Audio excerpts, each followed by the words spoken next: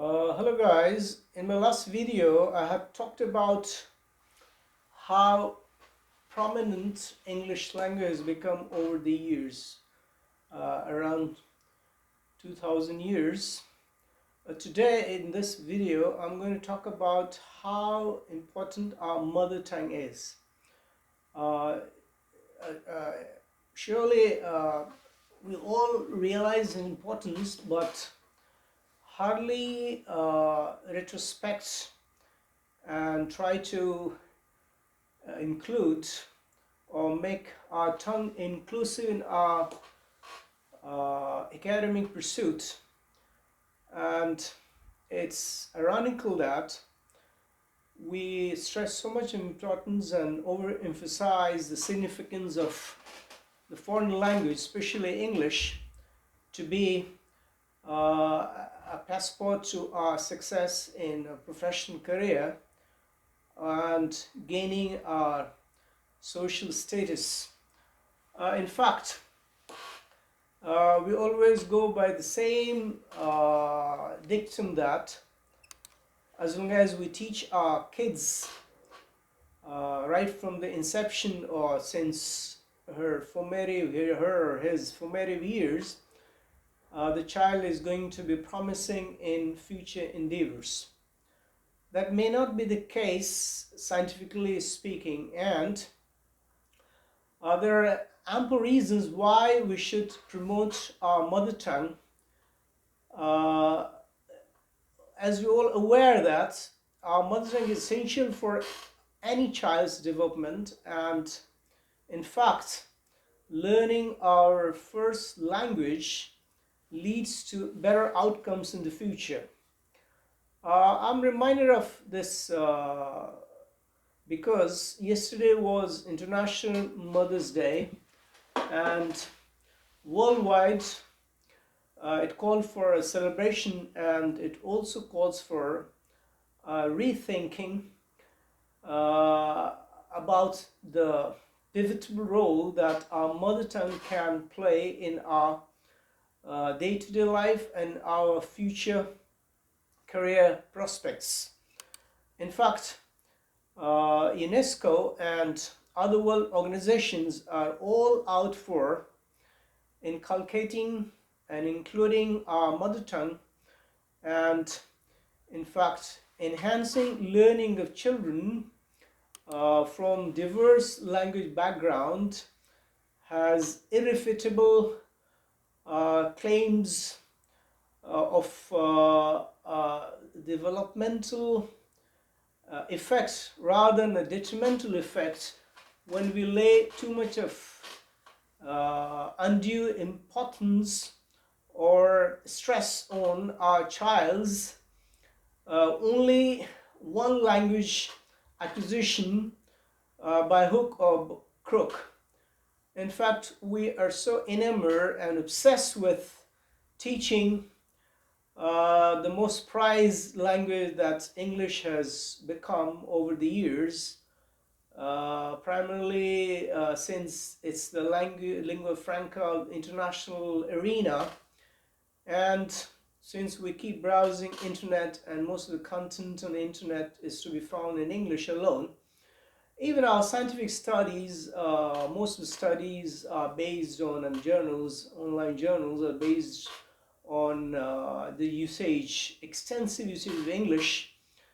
But that's a sorry state, and that is the present scenario, not necessarily meant to be followed in letters and spirit. Enhancing learning of children from diverse language backgrounds brings about its own dividends, and it's primarily important. So in addition, research increasingly shows that children's ability to learn a second language or additional language actually doesn't suffer when the mother tongue is the primary language of instruction throughout primary school. And we, billion plus population from India, is the most glaring example of this phenomena, because most of the Indians, majority of Indians can manage to include some amount of English in their professional, social, and cultural life, by dint of their uh, natural disposition towards learning more languages than one. India being the most diverse nation on earth, uh, have got so many languages, many of them dying out or on the verge of extinction, primarily because they're not being accorded the significance that they deserve. To share some of the facts, the world scenario, our world and languages, we have 7,000 living languages, and unfortunately 540 languages have died since 1950, and it's estimated or projected that around 1075 languages will be languages are on the way to extinction. It will be either dead or are they in the process of dying, and probably we won't be seeing them as some extinct species like dodo by the end of the century. So, isn't it unfortunate that we aren't doing enough to protect, to preserve those languages, and they're like the flora and fauna, or the beauty of our cultural world.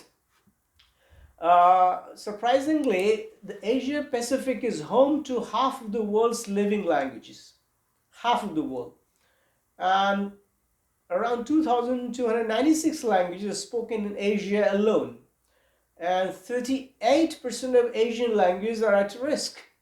So, since the volume of the language speakers and the number of languages are too many in Asia Pacific, obviously, too many languages are on the verge of dying. So, why do you think that languages they are on the verge of extinction, or they're slowly dying or migrating, or probably on its way to virtual, disappearance? So, for example, in India, 44% of people speak only one language, although India has got 22 official languages. 22 official languages. But surprisingly, we don't have any national language to say. But we may be the largest speaker of a second language, that's English, as a second language. And no wonder that the number of people who comfortably or professionally accommodate English as one of the languages, India stands out on its own. And uh, when it comes to other countries, like English speaking countries, together 6 countries of them, they may not count as many speakers or users the English language as we do have in Asian countries. Although primarily it's not our national language, or it's just a second language, but it's not a foreign language anymore, like other countries where there's developing or struggling nations, those who started including languages or became free and they were colonized, and English happened to be one of the imposed lingua franca of the world. And we see that social media platforms, they haven't been able to include majority of the languages. So if you like to go for a choice of the language on Facebook, or you get only a handful of them, not all of them. In fact, it's the vibrancy or the robustness of the language users, in the language, or its grammar and the usages, and it's being not too tough to handle or master, that makes any language living and vivid. The more difficult the language is, the more likely it's vulnerable to its extension or lesser of usage.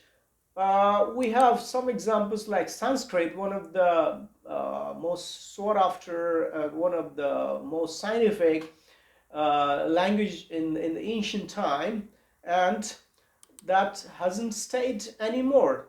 Although we used to have all the scriptures and manuscripts written only in Sanskrit, and computers say they have come to the conclusion that the best language that can be converted to computer could be one of these languages like Sanskrit and Latin.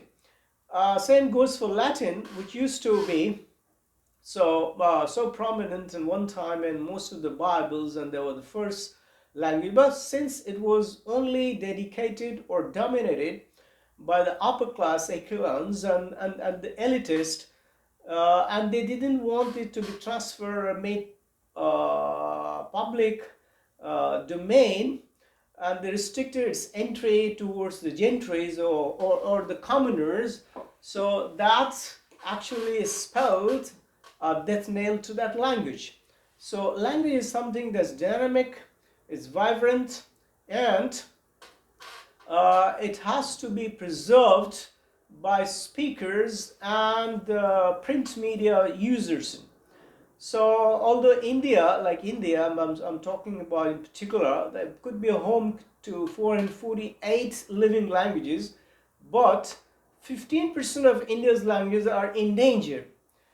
Surprisingly, the language in India, I mean around 1600, they could be in the dialects form, or actually 19,500 dialects found in India.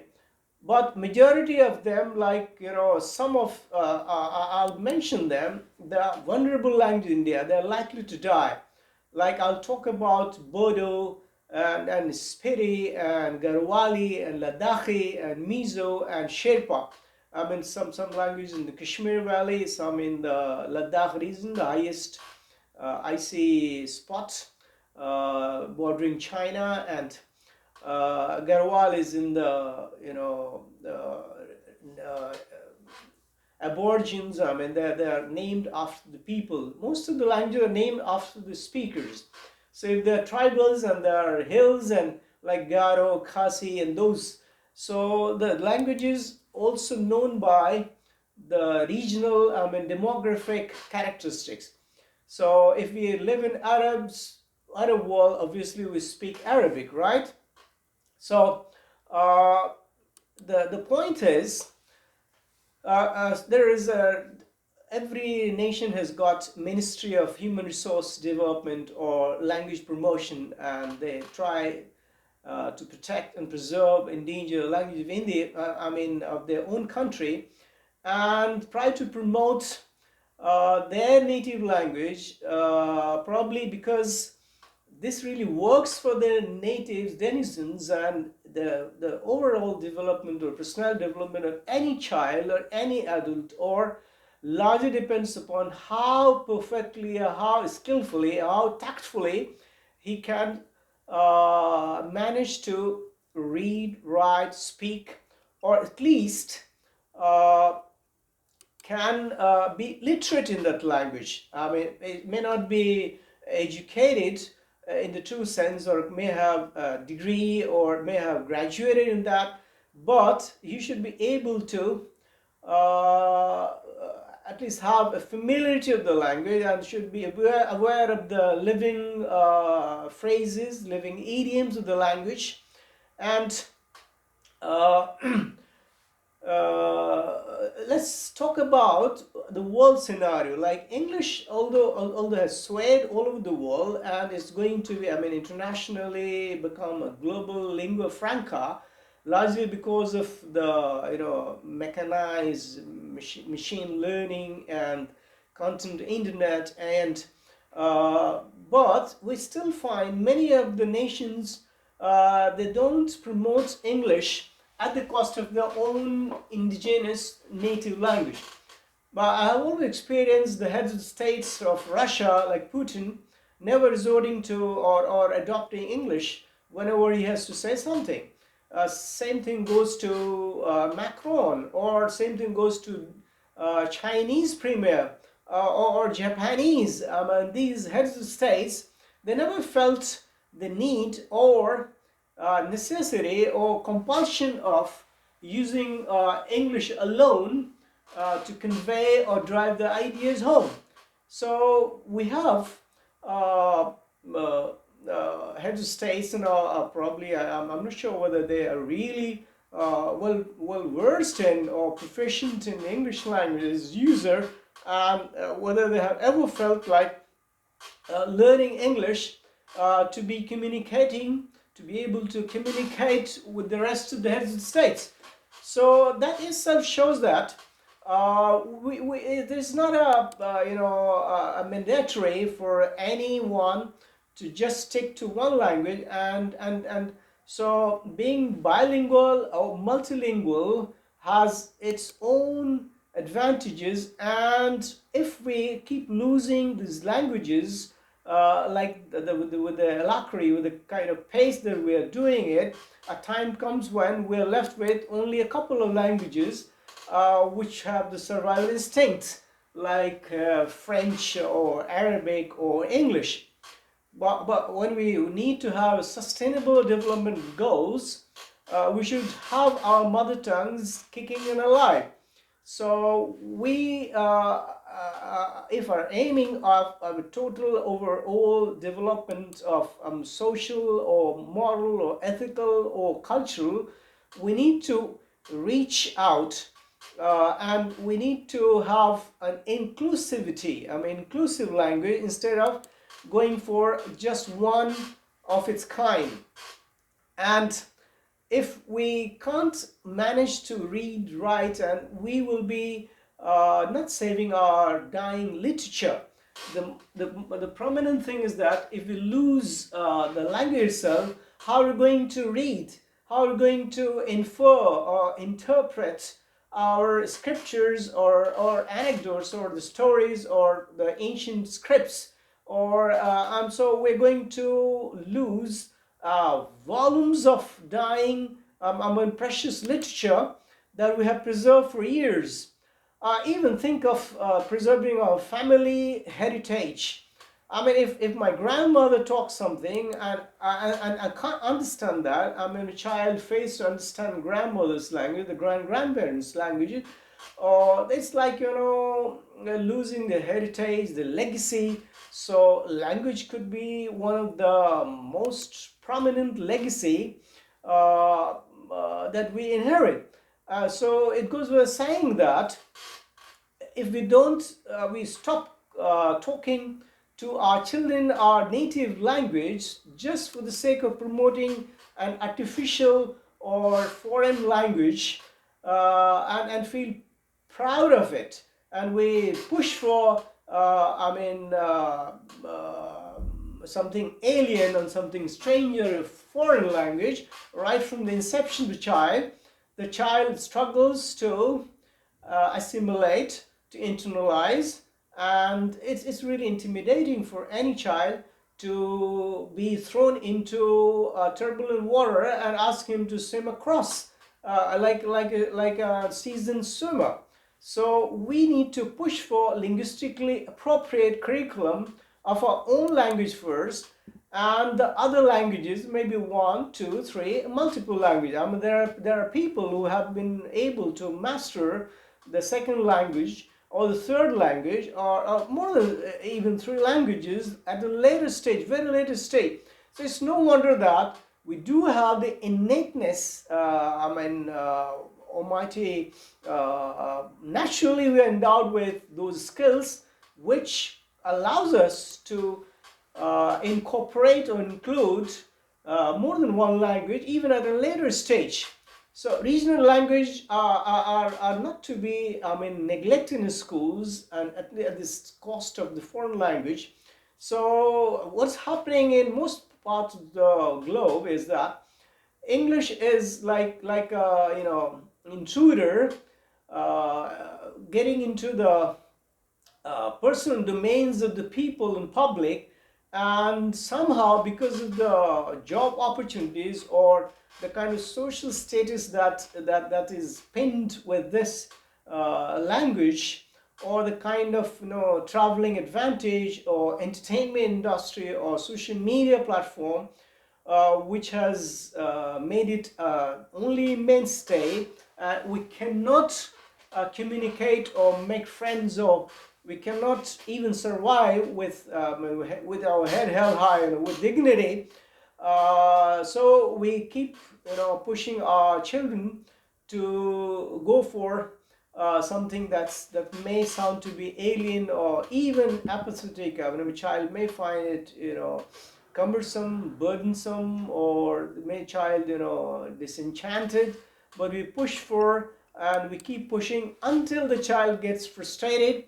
And on the contrary, our regional languages are not being given additional time, or mostly in our country it's a three languages class mostly, and the third language usually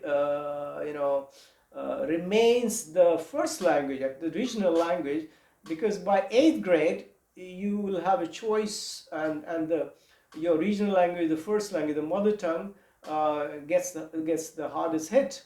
So we slowly and gradually get disillusioned with our own language, and the government doesn't promote the regional language simply because the government has own vested interest in promoting the language of the people as a vote bank. And so, since if I have to talk about not one scenario, Indian states have been reorganized on the basis of language.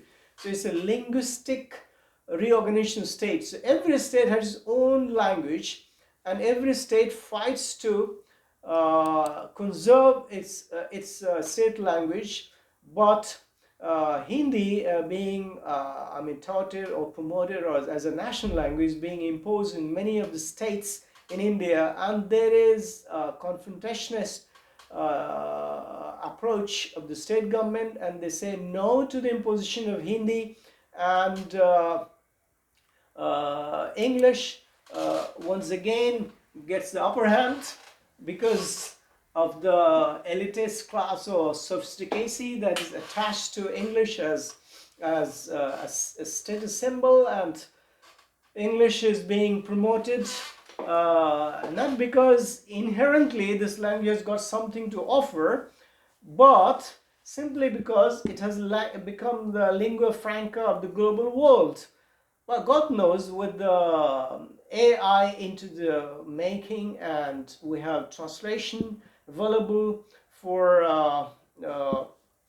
most of the languages now, a time might come when we may be able to get the languages translated quickly without the boundaries. So why not preserve those languages which are actually dying? Why to go for one individual single language and then kill all the indigenous groups of people? And there are tribals, they have their own legacies of vibrant languages, and they're dying for want of the support. Maybe it's the resources, or financial or governmental or social, or so there's a language in India. It's quite funny to know about that. There are only 4 persons at the same family. They speak the language. Only 4 people, but it's a language. I mean, they can. It's something called Koko, Koko. So what I mean to say that, whatever regional dialect languages, it's no surprise that even in America, those Aborigines and Native Americans, they must be knowing, they must be in Australia, and in the remotest part of the world, in Africa, we have lots and lots of dialects, and there is a need of safeguarding and promoting, if at least we can't promote, at least let them be a living language, because that's the beauty of earth. If our earth is all inclusive of all kinds of languages, all kinds of flora, fauna, and if we can initiate WWF, I mean World Wildlife Federation, to protect the dying species, let's consider these dying languages species, and they're valuable to our rich legacy, and we must really make efforts, sustainable efforts by UNESCO or whatever the world body, to not only research and also to find out those languages which are really dying and which are on the verge of extinction, and we have got to really do something about our mother tongue, which remains the largest, the most precious repository of what we have inherited from our forefathers. So I was really happy to find that 21st of February is being celebrated as a happy mother tongue day, like we were celebrating happy Mother's Day and Father's Day and Valentine's Day and other days. At least we have come to realize the importance of our mother tongue, and we have started celebrating it as if it's a festival of our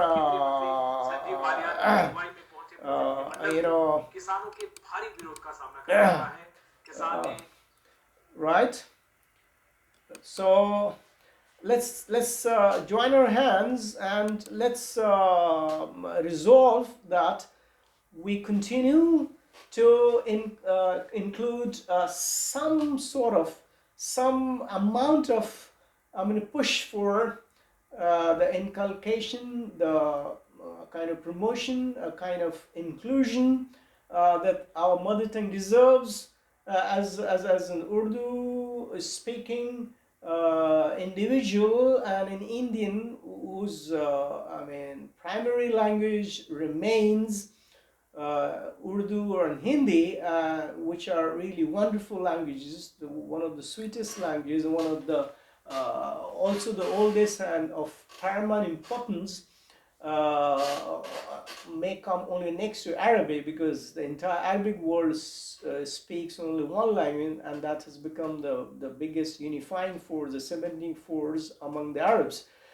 But again, Arabic has got its own significance in the sense that the Quran, the holy book, is written in Arabic, and the Quran gives the grammatical structure and the best kind of exemplary, the epitome of the language, beauty and its diction and its style and its vibrance, but the languages are languages, and they are really precious to all of us. And let's resolve that we would continue working to promote our mother tongue. That's the sweetest one. If you compare to any other language, no language can be matched, and our mother tongue stands incomparable to any of the language we have known. We are trying to learn, we're trying to use in our academic or cultural or career pursuits, but the hegemony should always be of our own mother tongue, and we must feel proud of whatever mother tongue we have inherited or we speak to.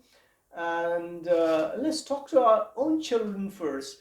Let's impress upon our own offsprings the importance and the kind of the long-lasting impression that our mother tongue has on the psyche of the growing children, especially in the formative years, and the kind of confidence, the kind of poetry, the kind of music, the diction, and the kind of rhythm, the kind of association that a child kind of tie, instant bonding that any child can make with his or her friends or relatives or parents or grandparents. That's really incalculable, immeasurable. And I always try to speak in my mother tongue as far as practical, as far as practicable to my own kids, and really I feel proud. And the kind of direct cord, the mental cord, and the kind of social cord I can strike with my own offspring, or my own my own parents and grandparents and social neighbors. That's only my own mother tongue, believe me. And I feel like it's like stifling to use a foreign language while talking to your kith and kin, your closest friends and relatives, and your near and dear ones. Happy Mother Tongue Day to everybody, all of you. And it was nice talking to you. And thanks for those. I'm thankful to those who really include lots and lots of mother tongue in their daily life, and they still realize the significance of its inclusion in our academic and the textbook and writing and reading, and ask your kids and children to not only read the text but also try to pen down things in their own mother tongue, as a journal keeping and all. And this will really will have an explosive effect on their schema, and their it will churn out ideas from the foreground of the mental makeups, because it's innate, it's genetic, and they always inherit genetically from their parents whatever the best comes out of it. So happy mother's Mother Language Day, or maybe I'll call it L1 Day or First Language Day. Thank you so much.